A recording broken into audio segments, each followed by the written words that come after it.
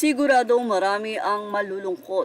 Hindi lang dito sa Pilipinas sumikat ang nasabi nga pong anak singer, ang icon at legend ng Pilipinas, ang nasabi at nag-iisang Freddie Aguilar. Freddie Aguilar pumanaw na nga sa edad na 72. Mula sa naging artikulo ng Kami, pumanaw si Freddie Aguilar sa edad na 72 nitong May 27, 2025. Ngayong laman po sa Philippine Heart Center ayon sa ulat ng Manila Standard.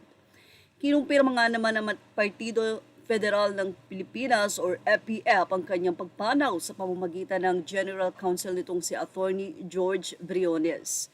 Si Aguilar ay kinilala sa kanyang mga kantang Anak at Bayan Ko na parehong sumasalamin sa damdaming Pilipino at isinusulong ang pagkakakilanlan ng lahing Pilipino. Pumanaw na ang batikang Filipinong folk singer na si Freddie Aguilar sa edad na 72. At nito nga pong madaling araw ng May 27, 2025, bandang 1:30 a.m. sa Philippine Heart Center. Ang ulat ay kinumpirma ng Manila Standard sa isang panayam kay Attorney George Briones, General Counsel ng Partido Federal ng Pilipinas, kung saan naging National Executive Vice President si Freddie Aguilar. At nitong May 20, nagbahagi ang kanyang asawang si Jovi Gadula Albao ng mga update ukol sa kalagayan ng OPM legend sa isang Facebook post. Nitong May 21, mababasa ang pahayag ni Jovi, ang asawa ni Freddie. Aniya, nakaka-touch yung mga kinukumusta rin ako sa gitna ng kalagayan ni Freddie. Hindi ko kayo maisa-isa replyan pero huwag kayong mag-alala, okay lang ako, always finding courage in the face of fear.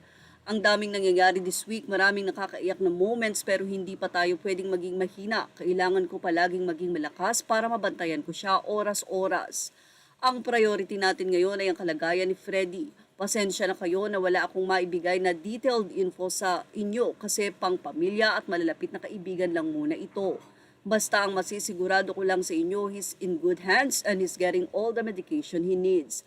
Alam ko po na maraming nag-aalala sa inyo, naintindihan ko po ang curiosity nyo sa kung anong nangyayari. Pero yung mga sinashare ko lang po sa inyo ang gustong ipashare ni Freddie sa ngayon. Mag-pray lang po tayo, magiging maayos din ang lahat. Sa mga nagme-message sa kanya, hindi pa rin po niya kayo marireplyan kasi bawal pa po siyang mag-cellphone. Pero sisiguraduhin ko pong makakarating ang mga mensahe niyo. To my dearest close friends, don't worry about me. Magpapahinga tayo. Pagpagod na tapos, lalaban ulit. Yan ang naging pahayag nito ng May 21. At ngayong May 27 ay pumanaw na nga ang nasabing OPM singer.